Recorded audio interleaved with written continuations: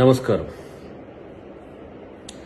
తెలంగాణ రాగానే ముఖ్యమంత్రిగా కేసీఆర్ కాకుంటే రాష్ట్రం పరిస్థితి ఈ స్థితిలో ఉండేది కాదనేది నా అభిప్రాయం. వచ్చిన ఒక సంవత్సరంలోనే కాంగ్రెస్ ప్రభుత్వం మీద విఫలం చెందిందంటున్న కేసీఆర్ గారు అన్ని రకాల వైఫల్యాలకు కారణం మీరే. ఒక మాట చూసిన దాంట్లో మనం ఇవ్వని హామీలకు కూడా చేసినాము అని, ఇచ్చిన హామీలన్నీ గాలికి వదిలేసిండ్రు కదా. దళితులను ముఖ్యమంత్రి చేస్తానే దగ్గర నుంచి ఉద్యోగాల నుంచి మొదలు పెడితే ఏ విధంగా మీ మేనిఫెస్టోలో ఉన్న అంశాలన్నీ పక్కన పెట్టి గొర్రెలు, బర్రెలు, పందులు ఇట్లా బీసీ నాయకులందరూ కూడా ఆశ్చర్యపోయే విధమైన పథకాలు చేసిండ్రు మీరు. కానీ మేమేం చేసినాం? బీసీలకు స్థానిక సంస్థల్లో రిజర్వేషన్ల కోసం చట్టం తెస్తున్నాం. 10 సంవత్సరాల్లో మీకు ఆలోచన రాలే. ఎస్సీ వర్గీకరణకు సంబంధించి నాంచిండ్రు మందకృష్ణ మాదిగ గారిని జైల్లో 2 సార్లు పెట్టిన చరిత్ర లేదు. వచ్చిన ఒక సంవత్సరంలోనే మరి కాంగ్రెస్ పార్టీ చేస్తున్నారు. అంతేకాకుండా ఇచ్చిన 6 గ్యారంటీల్లో ఈరోజు 5 గ్యారంటీలు మ్యాక్సిమంగా ఈరోజు కంప్లీట్ అవుతున్న పరిస్థితి మీ కళ్ళకు కనబడట్లేదు. మీరు మీ సోషల్ మీడియా చేసే ప్రచారంతో ప్రజలు నమ్మేసిండ్రు. కథం ఇక వైఫల్యం చెందిందని మనం మాట్లాడితే సరిపోద్దని చెప్పి ఈరోజు మాట్లాడుతున్న తీరు గమనిస్తున్నాం.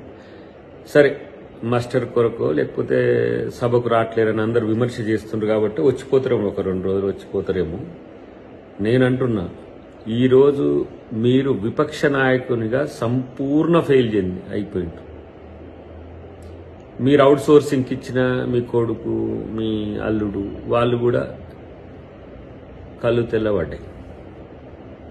ఇంకా ఏం చేసేది లేక ఏ విధంగా దుష్ప్రచారం చేసే విధంగా వచ్చిందంటే మీరు మీ మీడియాతోని రేవంత్ రెడ్డి గారిని బూతులు తిట్టించే కాడికి వచ్చిన పరిస్థితి. ఎందుకంటే బూతులు తిడుతున్నారంటే ప్రభుత్వం ఫెయిల్ అవుతుందని అనుకుంటారనే ఉద్దేశంతో.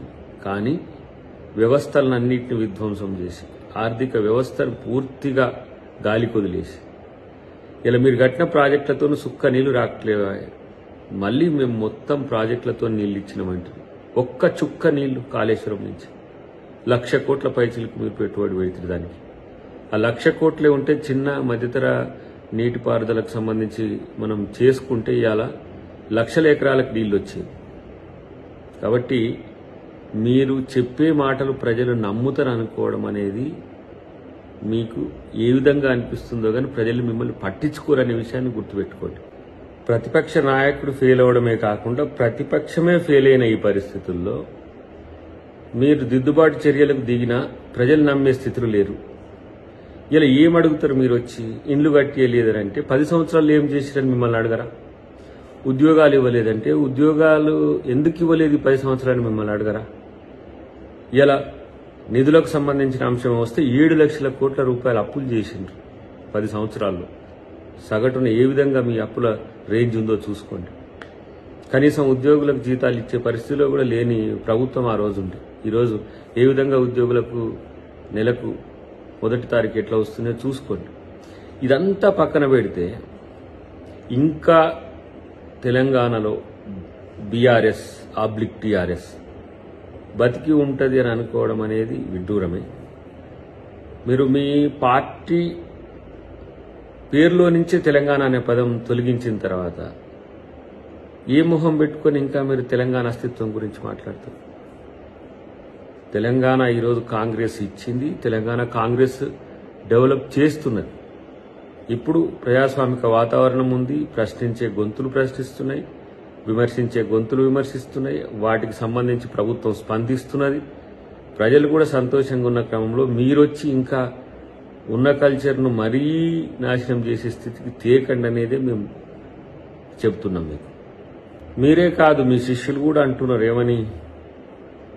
మీ పరివారం కూడా అంటున్నారు, కేసీఆర్ గారు వస్తే మామూలుగా ఉండదని మీరన్నట్టే అంటున్న పరిస్థితి. ప్రజాస్వామ్యంలో అందరూ మామూలే. ఇదేం రాజరికం కాదు. ఎవరో వస్తే ఏదో అవుతుందనే దృష్టితోనే ఉంటే ఇలాంటి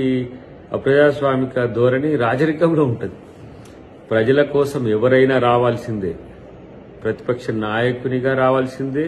అధికారంలో ఉంటే ముఖ్యమంత్రిగా ఉన్నన్ని రోజులు మొత్తం అంతా తానై అన్నట్టు అంతా మీరే చేసి, ఇప్పుడు అంతా అన్యాయం కూడా మీరే చేసి విపక్షానికి వచ్చే వరకే ఇంట్లో కూర్చునే పరిస్థితి వచ్చింది. ఇదేం ప్రజాస్వామిక విలువలు?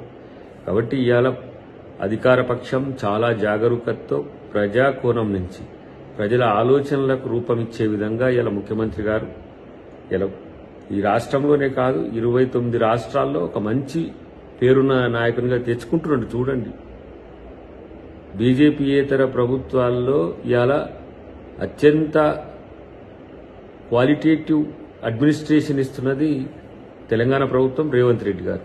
కాబట్టి వారిని చూసి జెలస్గా ఫీల్ కాకండి. మీరు వచ్చి సభకు వచ్చి విలువైన సూచనలు లేకపోతే సమస్యలు అవన్నీ తీసుకొస్తే మంచిది, కానీ వస్తే నన్ను అట్లా అంటారు ఇట్లా అంటారు అని చెప్పి తప్పించుకుంటే మాత్రం ప్రజలు మిమ్మల్ని పట్టించుకోరనే మాట గమనిస్తే మంచిది.